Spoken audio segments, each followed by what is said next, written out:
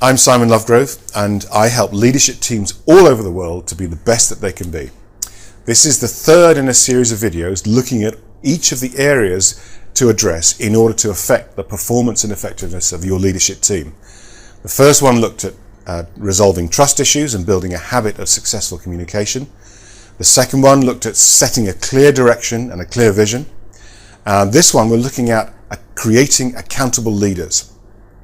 And what I mean by that is members of the leadership team who are jointly and severally accountable for the team goals. Not only on paper, but they feel that and they express it. There is one level of accountability which is, I will do my bit. In other words, I will achieve my objectives as they're written down and be in a position where I can defend that. There is a whole nother level of accountability in which I not only will I achieve my objectives, but I experience and work as a team member in order to ensure and affect and help other team members achieve their goals and the whole team to deliver its mission to the business in leading the business forward. And these two are very, very different levels of accountability. High-performing teams have the high level of accountability. Your average dysfunctional leadership team has this very defined, very closed-off single level of accountability. The benefits between the two are that at this level you have a team in which transparency is in communication and accountability is right there, in which you can raise issues much more easily, you can ask for help, you can offer help, and the issue of is the team fulfilling its mission is not something that's only the preserve of the CEO or the team leader, it's everybody's discussion. And when we address this with teams, we have to deal with some of the detail issues. Like, for example, to what extent do we need to change departmental or divisional goals in order to support the strategy? Remember, of course, that the stage before was to set a clear strategy in which you've decided what are the focus areas for the business. That is going to create change in the accountability of the different functional areas of the business and may even create structural change. The second thing is to understand how you make decisions and understand who needs to know what and who needs to say what to whom in the decision-making process. Now, both of these can be rather detail-oriented conversations, but they are necessary in order to create the base plate of understanding from a process point of view about how you do accountability.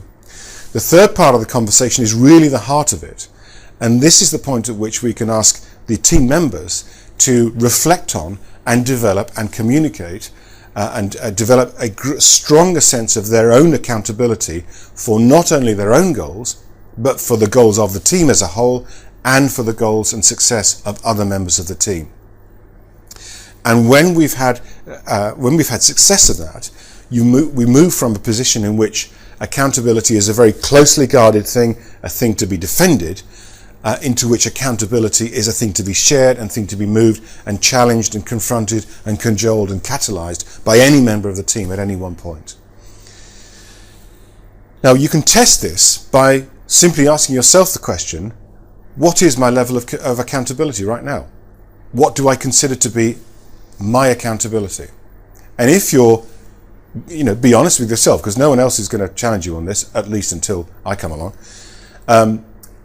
Be honest with yourself. If you're only accountable and willing to be accountable for your own goals and you defend these robustly, then you're at that stage.